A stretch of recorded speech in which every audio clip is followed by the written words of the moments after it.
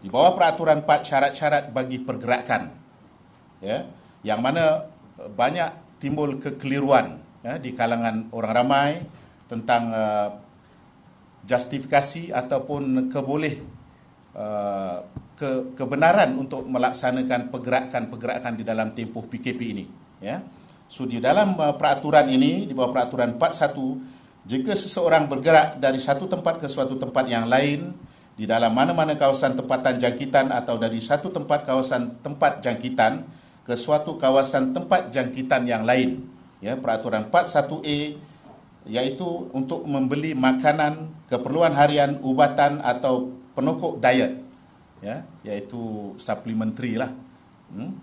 Pergerakannya hendaklah hanya ke suatu tempat di dalam radius yang tidak melebihi 10 km dari kediamannya, ya, atau ke suatu tempat yang paling hampir dengan kediamannya, dan dia tidak boleh disertai mana-mana orang lain melainkan jika adalah semunasabahnya perlu baginya untuk disertai mana-mana orang lain, umpamanya disability, ya, iaitu orang kelainan upaya, ya, mereka tidak boleh memandu, ya, tidak boleh keluar sendiri.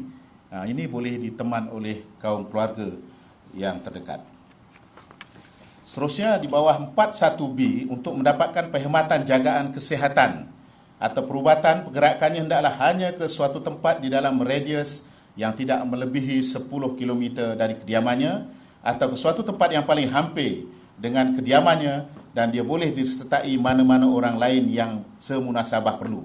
Ini adalah melibatkan mendapatkan perkhidmatan kesihatan, ya. Jadi memang kebiasaannya kita orang-orang yang dalam keadaan kedudukan begini memerlukan orang lain, ya, untuk membantu dalam melaksanakan mendapatkan perkhidmatan perubatan.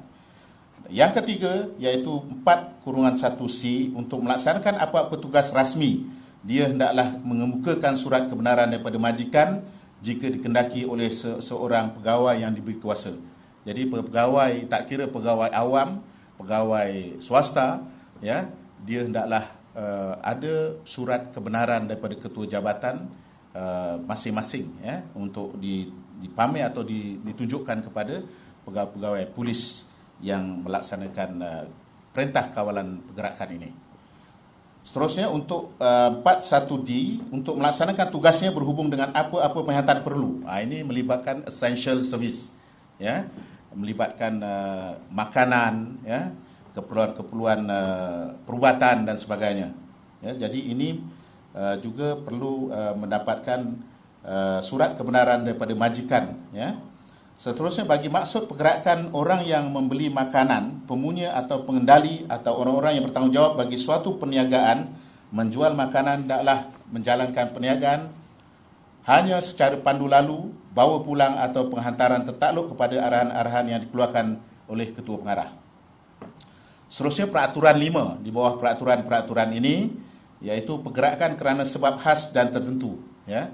Jika kerana sebab khas atau tertentu seseorang perlu bergerak dari suatu tempat ke suatu tempat yang lain di dalam mana-mana kawasan tempatan jangkitan atau dari satu kawasan tempatan jangkitan ke suatu kawasan tempatan jangkitan yang lain, ya, orang itu hendaklah mendapatkan kebenaran bertulis terlebih dahulu daripada pegawai polis yang menjaga balai polis yang paling hampir dengan kediaman orang itu.